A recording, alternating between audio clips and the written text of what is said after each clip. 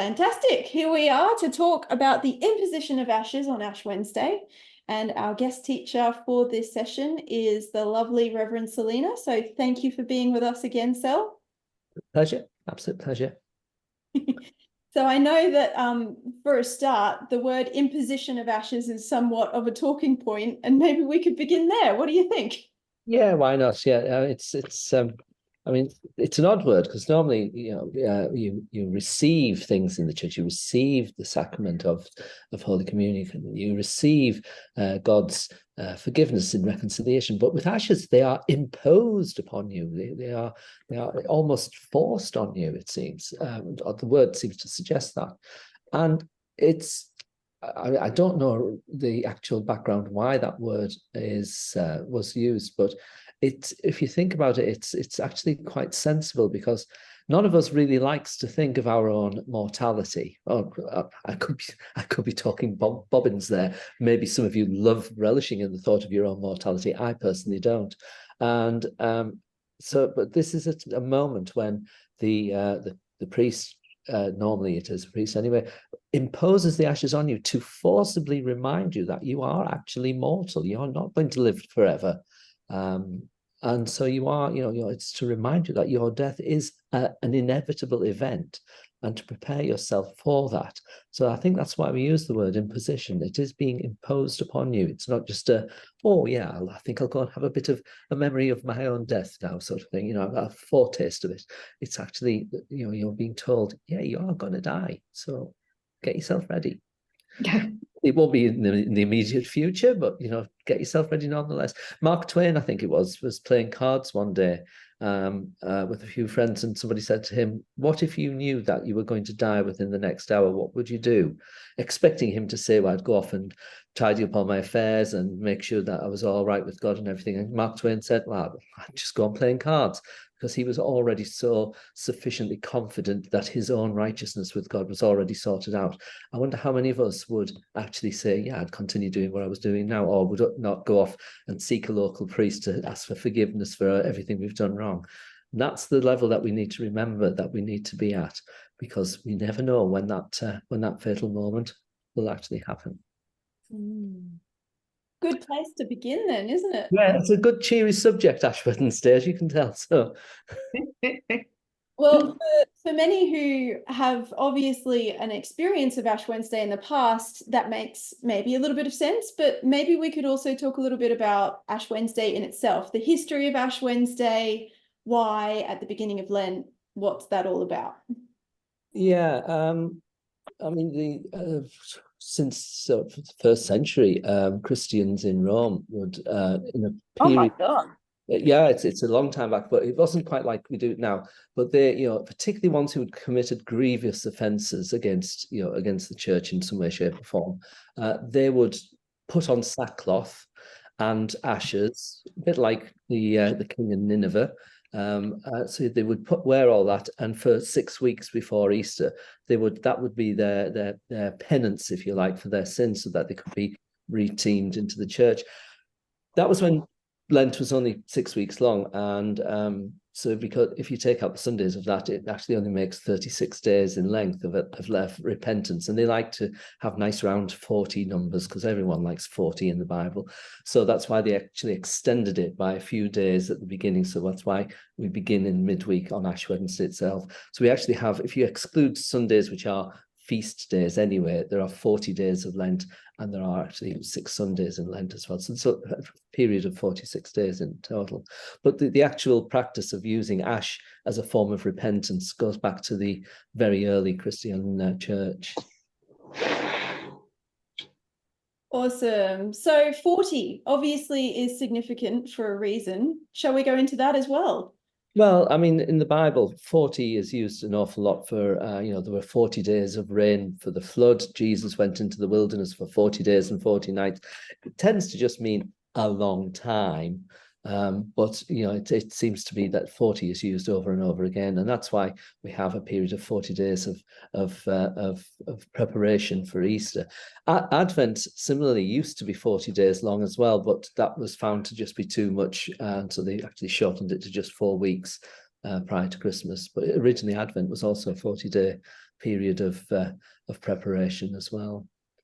Yeah, nice one. And we, of course, at Holy Hermits Online had an extended Advent this year as well, for those who might have enjoyed our antiphon series in study, but also at worship. So we had 7 weeks of Advent, which was good fun. So a long time, 40 days. Yeah.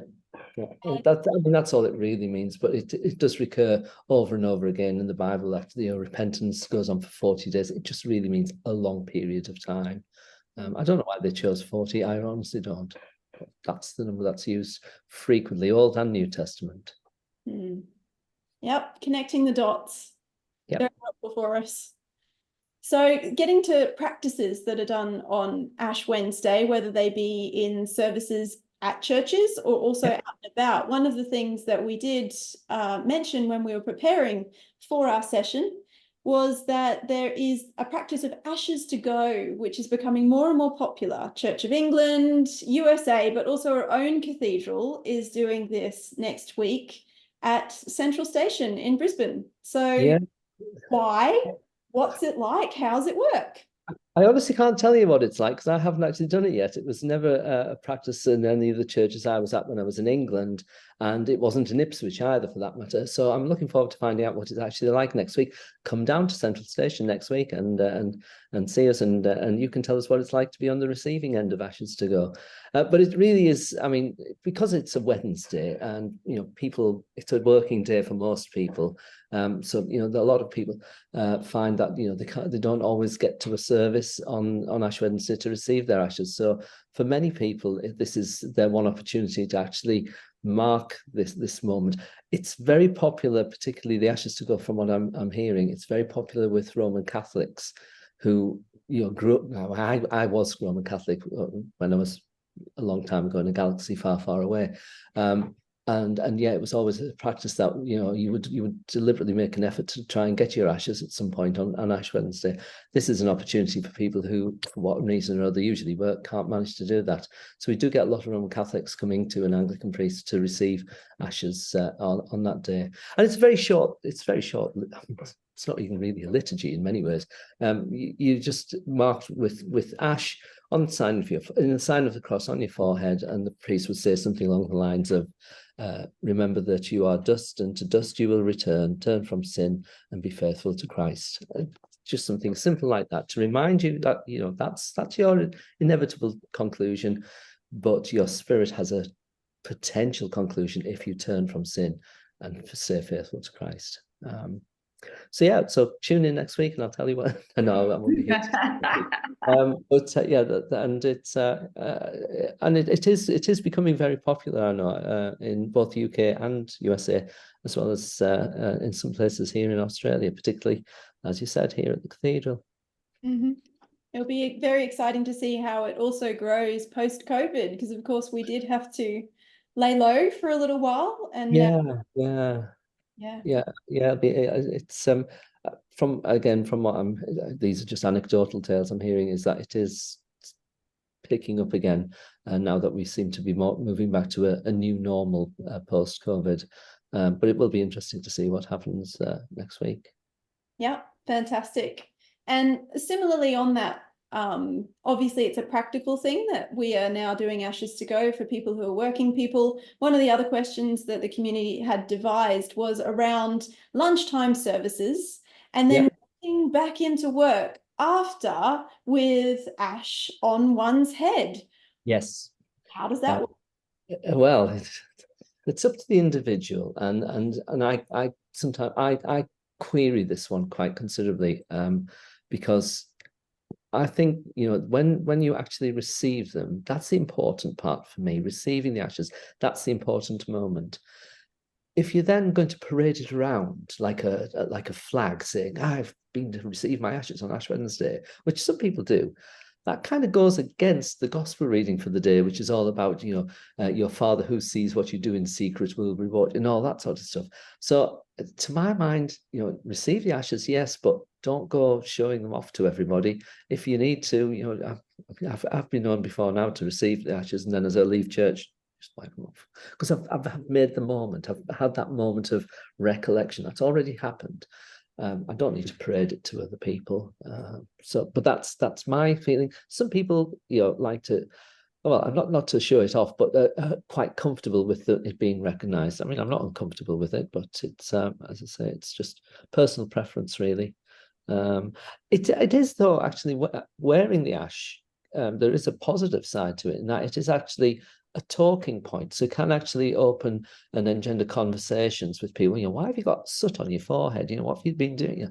I've been to receive ashes. Oh, well, what's all that about? It's about.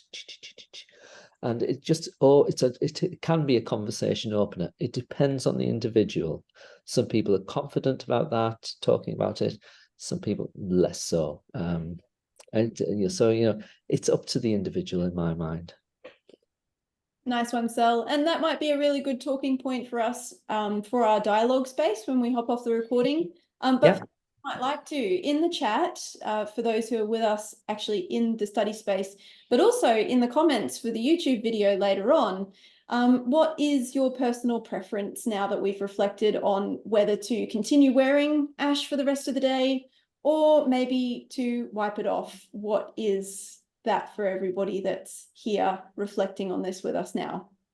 So we can return to that when we get to chatting. Maybe that's one to think about, or pop into the chat or into the comments. It'll be really interesting to see the diversity of experiences and maybe any memories that anyone has to share. I certainly had an interesting moment when I was wearing ash to school back in high school. Someone actually licked their thumb, come up to my head and tried to wipe it off. And I did not really want to have my cross washed off by someone's slobbery thumb. So there you go. That's one of those funny stories. It was an opportunity for me to tell them what it actually was about, which was great. But yes, certainly in danger of someone well-meaning wishing to wash one's forehead. Good stuff. All right, so we did touch a little bit on the history of why Ash Wednesday came into being itself. But is there some history that we could maybe delve into around the practices, the services, and the liturgy as it developed in the Anglican space in particular? Yeah, well, I mean, normally ashes are received in context of a communion service anyway.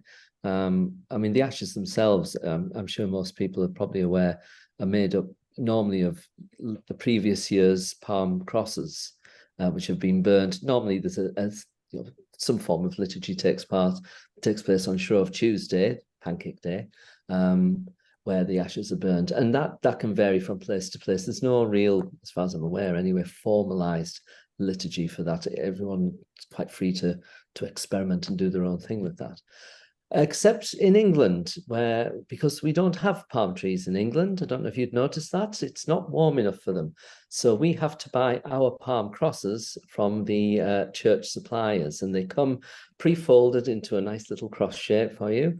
They're yellow because they're dried, because they've had to be imported from other countries. And about 20 or so years ago, the health and safety people decided they also had to be covered in a flame retardant material. So you can't actually burn them. So when you buy the ashes from these church suppliers, they also supply you with a little bag of ash from ones that they've burned that had not been treated in some way, shape, or form. So yes, in England, the church buys soot. Wow. Yeah, and it was a shocking thing for me when I first came to Australia on Palm Sunday to see a church bedecked in palms that were green, because the ones that we buy from church suppliers are always yellow in England because they've had to be dried beforehand. So it was quite an eye opener. Oh, But I mean, the normal practice of most, but Church of England and Australian Church and even Roman Catholic ones, is that at some point during the service, usually when you're about to do your confession, your general confession or specific confession, whichever you want to do. During that moment, you're then invited to come forward for ashes. If you wish, it's never mandatory. It's always up to the individual whether they want to receive them or not. And so it's tied in with that part, the sacrament of reconciliation. It's tied in at that part of the service usually. And it's the same thing as we mentioned before. You come forward, you receive the ash, similar words that the priest uses, and then you go back to your place, and the service then continues on afterwards. Nice one. A few other practical questions arose also from our discussions. So yeah, you've answered some about the composition of the ashes and provisions if there are no palm crosses available from the year before. So obviously Church of England buying pre-made ash, fantastic. But also other ways of making ash. Have you come across the use of paper and people writing things on the paper and such? Yeah, I have seen that done as well. I mean, quite often people will incorporate them in with some palm crosses as well, and that's fine. I mean, at the end of the day, it's all carbon at the end of the day, isn't it? It literally is just, it is soot. So if it's properly burnt, so that you haven't got any lumps of palm cross still sticking in there, because sometimes they don't always burn brilliantly. But I don't think it really matters so much, so long as there's an element of the symbolism in there that they are the palm crosses plus a few extra bits and pieces as well. And sometimes you need to do that just to get the fire started. You need to actually use some sort of igniter, shall we say. So yeah, I've not come across anything wild and wacky being used in it, but I dare say some people have tried some strange things in the past as well. As long as it burns, that's the main thing, really. Yeah, good stuff.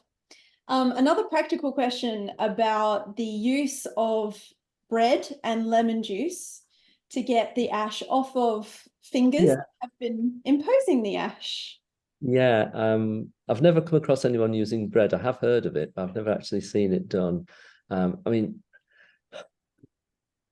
lemon juice, it's an astringent. It is a natural cleanser. So normally the priest will wipe their fingers on that. It's actually used more often, I think, when holy oil has been used. It tends to be used for that more often than ash. I remember one year we were doing a service. It was a confirmation service, and we'd forgotten to buy any lemons. And at 8 o'clock on a Sunday morning, it's very difficult to find any lemons available. So we searched through, the one or two people who lived nearby, looked in their fridges, and the nearest thing we had was a tangerine. So that was the one time we had a bishop washing his fingers with tangerines, which was a bit sticky at the end of it, but there you go.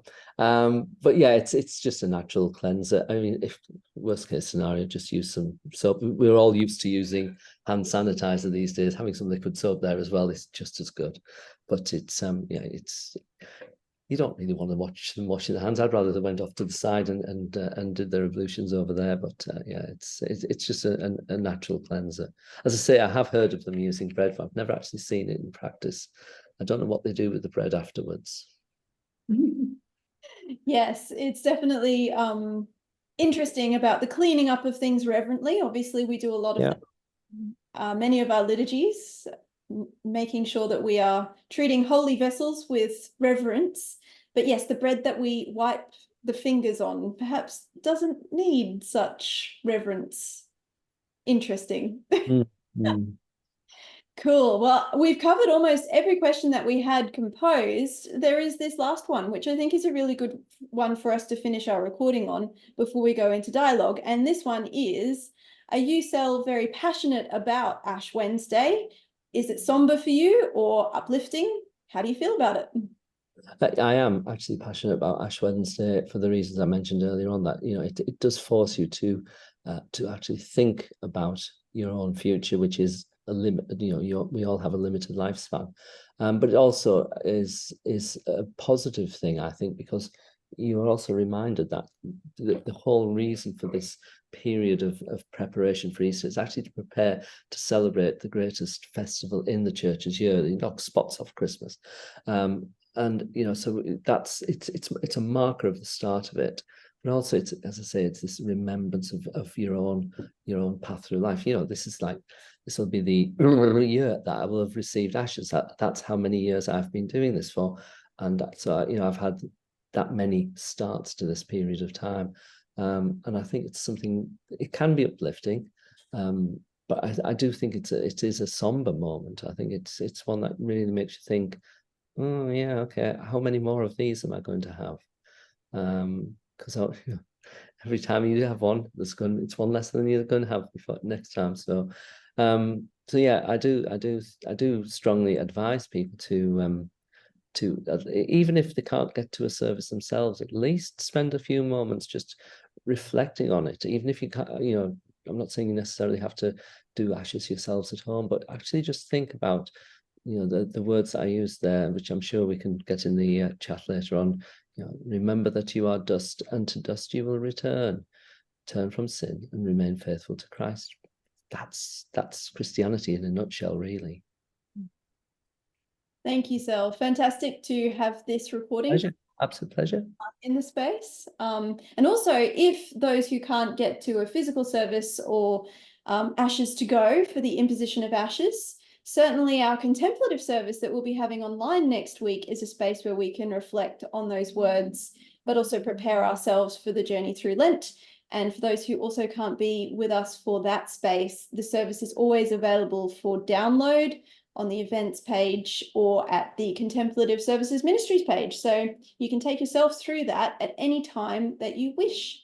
So that's probably a good place for us to finish and say thank you again to Sel for coming, and then we can go into dialogue.